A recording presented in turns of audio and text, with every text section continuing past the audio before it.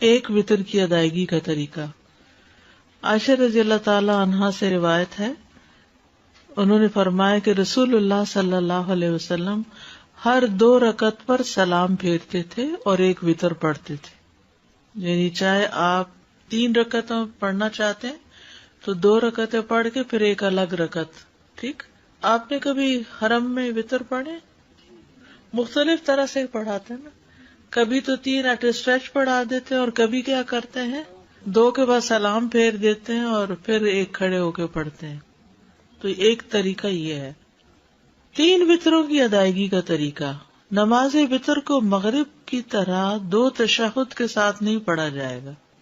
یعنی اگر 3 وتر پڑھنے ہو تو 1 تشہد اور 1 سلام، یا پھر 2 تشہد اور 2 سلام کے ساتھ پڑھے جائیں گے. مغرب کی طرح نہیں ہونے چاہیے وتر. مغرب میں کیا ہوتا ہے 2 رکعت کے بعد آپ تشہد پڑھتے ہیں، پھر 1 رکعت کھڑے ہو کر پھر آپ نماز پڑھی کرتے. وتر میں یہ نہیں ہوگا. وتر میں کیا ہوگا 3 رکعتیں کٹھی پڑھ کے آخر میں بیٹھیں گے، ایک طریقہ. دوسرا 2 پڑھ کے سلام پھیر کے پھر ایک اور الگ پڑھیں گے. ابن عمر سے مروی ہے، انہوں نے کہا رسول اللہ صلی اللہ علیہ وسلم وتر اور 2 رکعتوں کے درمیان سلام کے ذریعے فصل فرماتے تھے اور ہمیں سلام کی آواز سنواتے تھے. ٹھیک ہے، اونچی آواز سے سلام کرتے تھے. حضرت عائشہ سے مرفوعاً مروی ہے کہ آپ صلی اللہ علیہ وسلم 1 رکعت وتر پڑھتے اور 2 رکعتوں کے بعد آخری رکعت ادا کرنے سے پہلے باتیں بھی کر لیتے تھے. یعنی جب سلام ہو گیا تو پھر اس کے بعد آپ بات بھی کر سکتے. اس سے یہ پتہ چلتا ہے کہ چاہے 3 وتر کی نیت سے آپ پڑھ رہے ہیں 2 رکعت، تب بھی اس 2 رکعتوں کے بعد کوئی بات چیت کرنی پڑے تو کر سکتے ہیں. 3 رکعتیں 1 2 3 بغیر تشہد کے 3 رکعتیں پڑھ کے تیسری میں پھر اتحیات اینڈ تک پڑھنا، ایک طریقہ ہی ہے. دوسرا کیا ہے 2 رکعتیں پڑھ کے سلام پھیر کے پھر ایک اور رکعت پڑھ کے اس کو وتر بنانا. حضرت ابو ہریرہ سے روایت ہے کہ رسول اللہ صلی اللہ علیہ وسلم نے فرمایا 3 وتر نہ پڑھا کرو، 5 اور 7 وتر پڑھا کرو اور مغرب کی نماز سے مشابہت نہ کرو.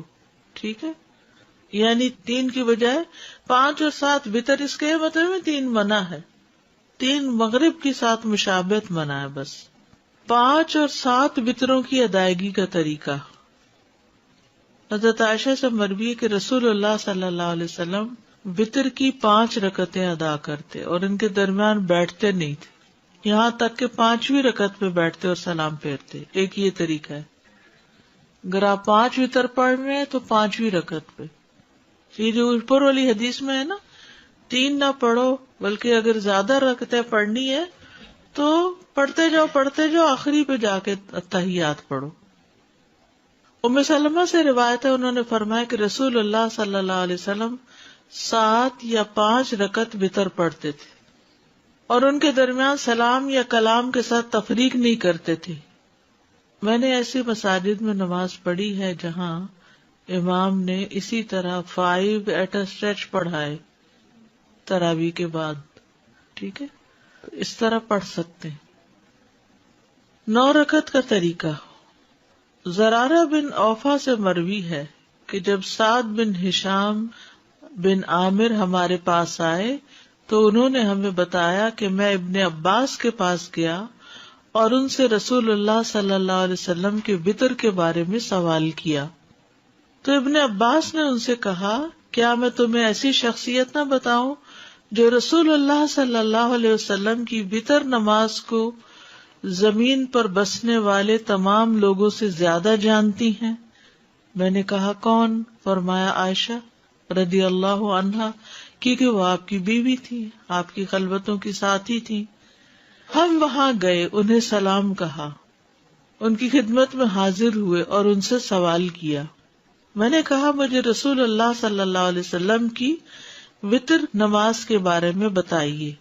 فرمانے لگی ہم آپ صلی اللہ علیہ وسلم کے لیے آپ کی مسواک اور آپ کے وضو کا پانی تیار رکھتے تھے.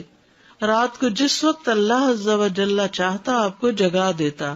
آپ مسواک اور وضو فرماتے، پھر 9 رکعتیں اس طرح پڑھتے کہ 8ویں رکعت کے علاوہ کسی رکعت میں تشہد کے لیے نہ بیٹھتے، اور 8ویں رکعت میں تشہد وغیرہ اور دعا تک پڑھ کے پھر کھڑے ہو کر پھر 1 رکعت پڑھتے، یعنی سلام کے بغیر۔ اے بیٹے، پھر جب رسول اللہ صلی اللہ علیہ وسلم بوڑھے ہو گئے اور آپ کو گوشت نے پکڑ لیا تو 7 رکعت پڑھ کر سلام پھیرتے اور بیٹھ کر 2 رکعت پڑھتے۔ تو اے بیٹا یہ 9 ہو گئی۔ آپ جب کوئی نماز شروع فرما لیتے تو اس پر ہمیشگی اور پابندی کو پسند فرماتے۔ وتر میں قرات کون سی صورتیں پڑھی جائیں؟ سورۃ الاعلی، الکافرون اور الاخلاص۔ ابی بن کعب رضی اللہ عنہ سے روایت ہے کہ رسول اللہ صلی اللہ علیہ وسلم 3 رکعت وتر پڑھتے۔ پہلی رکعت میں سبح اسم ربک الاعلی، دوسری میں قل یا ایھا الکافرون اور تیسری میں قل ھو اللہ احد پڑھتے تھے۔ معوذتین۔ عبدالعزیز بن جراج کہتے ہیں کہ ہم نے ام المومنین عائشہ رضی اللہ عنہا سے پوچھا کہ رسول اللہ صلی اللہ علیہ وسلم وتر میں کون سی صورتیں پڑھتے تھے؟ تو انہوں نے کہا آپ پہلی رکعت میں سبح اسم ربک الاعلی، دوسری میں قل یا ایھا الکافرون اور تیسری میں قل ھو اللہ احد اور المعوذتین، یعنی یہ بھی آتا ہے خالی قل ھو اللہ بھی آتا ہے اور اس کے ساتھ معوذتین بھی آتے ہیں۔ سورۃ النساء کی آیات۔ ابو موسیٰ اشعری رضی اللہ عنہ دوران سفر مکہ اور مدینہ کے درمیان تھے تو انہوں نے عشاء کی نماز 2 رکعت پڑھی، پھر کھڑے ہوئے اور 1 رکعت وتر پڑھا اور اس میں سورۃ النساء کی 100 آیتیں پڑھی۔ ٹھیک ہے، تو ایسے بھی وتر پڑھ سکتے ہیں، 1 رکعت لیکن بہت لمبی رکعت۔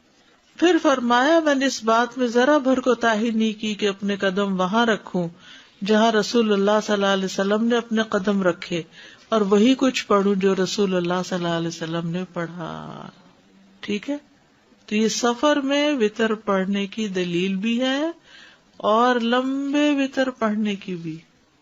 یعنی آپ اگر عشاء کے ساتھ وتر پڑھنا چاہتے ہیں تو سورۃ الاعلی اور کافرون اور اخلاص پڑھ کے ختم کر دیں، اور اگر آپ صبح تہجد کے وقت پڑھنا چاہتے ہیں تو 2 کر کے آپ الگ سے بھی 3 وتر پڑھ سکتے ہیں، اور آپ 8 رکعتیں ایٹ اے اسٹریچ پڑھ کے بیٹھ کے پھر 9ویں پہ بھی پڑھ سکتے ہیں۔ تو جو بھی آپ کو سوٹ کرتا ہو آپ کر سکتے ہیں۔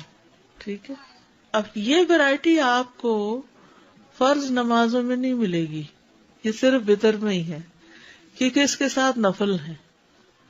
دعائے قنوت، رکوع سے پہلے دعا کرنا۔ ابی بن کعب سے روایت ہے رسول اللہ صلی اللہ علیہ وسلم وتر پڑھتے تھے تو رکوع سے پہلے دعائے قنوت پڑھتے تھے، یعنی سورۃ فاتحہ پڑھی، سورت ملائی اور اس کے بعد دعائے قنوت پڑھی اور اس کے بعد رکوع میں گئے، پھر سجدے میں گئے، قیام میں ہی پڑھ لی۔ دعائے قنوت کے الفاظ۔ ابو حورا سے روایت ہے انہوں نے کہا کہ حسن بن علی رضی اللہ عنہما نے بیان کیا کہ رسول اللہ صلی اللہ علیہ وسلم نے مجھے کچھ کلمات سکھائے جنہیں میں قنوت وتر میں کہا کروں۔ اللہم اہدنی فی من ہدیت وعافنی فی من عافیت وتولنی فی من تولیت وبارک لی فی ما اعطیت وقنی شر ما قضیت انک تقضی ولا یقضی علیک وانہ لا یذل من والیت ولا یعز من عادیت تبارکت ربنا وتعالیت۔ ٹھیک ہے، ایک اور دعا۔ علی بن ابی طالب رضی اللہ عنہ سے مروی ہے کہ رسول اللہ صلی اللہ علیہ وسلم اپنے وتر کے آخر میں یہ کہا کرتے تھے، اللہم انی اعوذ برضاک من سخطک وبمعافاتک من عقوبتک واعوذ بک منک لا احصی ثناء علیک انت کما اثنیت علی نفسک۔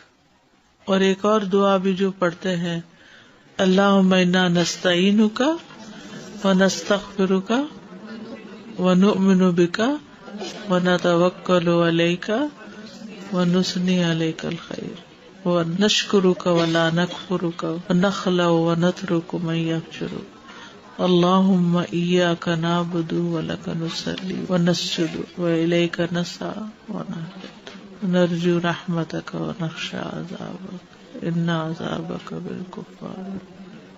وتر کی بعد کی دعا. وتر کے بعد کی دعا. ابی ابن کعب سے روایت ہے کہ رسول اللہ صلی اللہ علیہ وسلم 3 رکعت وتر پڑھتے، پھر جب فارغ ہوتے تو فراغت کے وقت 3 دفعہ سبحان الملک القدوس، پاک ہے بادشاہ نہایت مقدس، یعنی اللہ تعالی کی تعریف بیان کرتے، یہ پڑھتے. آخری مرتبہ لمبا کر کے پڑھتے سبحان الملک القدوس سبحان الملک القدوس سبحان الملک القدوس، ایسے لمبا کر کے پڑھتے.